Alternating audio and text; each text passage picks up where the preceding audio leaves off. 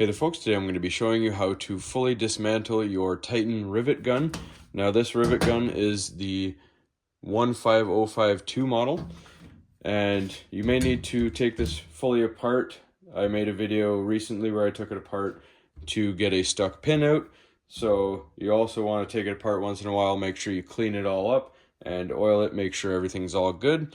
So we're going to get this thing all dismantled and show you what's up. Alright, so if you open up the handles of your rivet gun, you'll see there's this little wrench inside this little pocket. We're going to pull that out. That is the wrench to change your adapters on this side. It also has this little screwdriver tip. Now we're going to be using that to focus on this screw here to remove that end. So we're just going to close this up here, and then we're going to twist this screw 180 degrees. Now I'm going to show you what it looks like here. So in operation, this is what you'll see. And then when you twist 180 degrees, you'll see this flat spot. Then we're going to keep it slightly closed here. We're going to push this pin out. You may need a pick or something to push that piece out. And just be prepared. You can see right inside there, there's a spring. So we're just going to keep our eye on that. So this comes out.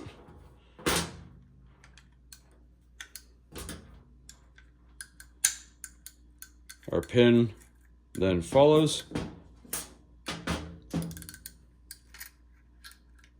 And we have our barrel comes out. And we have our jaws right there. Alright, and just make sure that your barrel is clean of any debris before you assemble it. We're going to grab our jaws right here. You can see they're shaped like a cone. Small end is going to go into the barrel first. So we assemble the two jaws there. And you can see there is a V-shaped groove. That is going to accept this piece that also has a V-shaped groove on it. And you want it to mate together properly like that inside of the barrel. You don't want it sitting like that with a gap. So we're going to make sure it's aligned like that. And I'm going to show you how to get it into the barrel real quick. Alright, so now we're going to grab the barrel. We're going to put our thumb and our finger over the holes here. As you can see, that's going to pinch it. We're going to grab our jaws. Small end of the cone side goes in first. Just push it slightly in so you can see it's still sitting there. And that is where you're going to line this V shape up. And you're going to tip it upside down here. And then push it down. You can feel it going through your finger and your thumb. And you're going to hold it in place. And you grab your spring and then push that in. Just go nice and slow. And that'll help keep everything in line, and the jaws will come out perfectly. Now the barrel assembly is good to go back into the tool.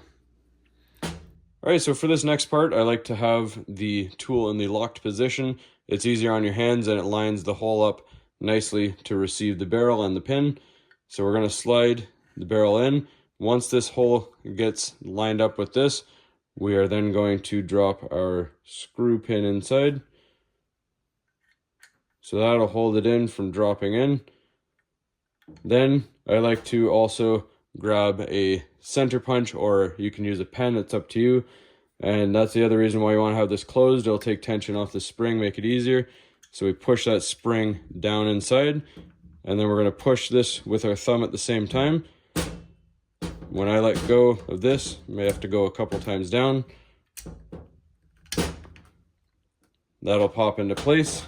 Then we're just going to turn our screw around. And again, make sure you see our flat spot there. We're going to twist it around until we see our hole right there. And make sure you can see right through to the other side. Alright, so now we're going to oil the rivet gun inside the barrel here. You'll notice as we're doing our video, there's this small hole in the front.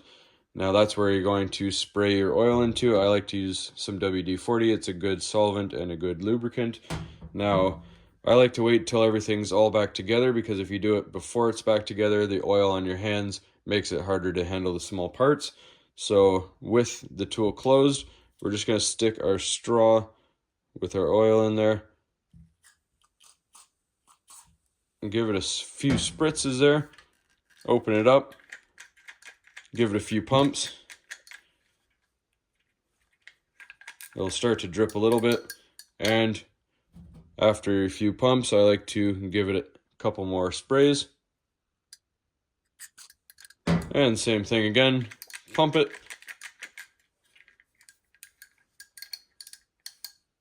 I like to just let the excess drip out. Wipe up all the outside here, and then you're good to go. That's all there is to it, folks. Everything's all lubricated. We disassembled it. Everything's all cleaned up. Thanks for watching. Hopefully this was helpful. As always, please don't forget to like and subscribe.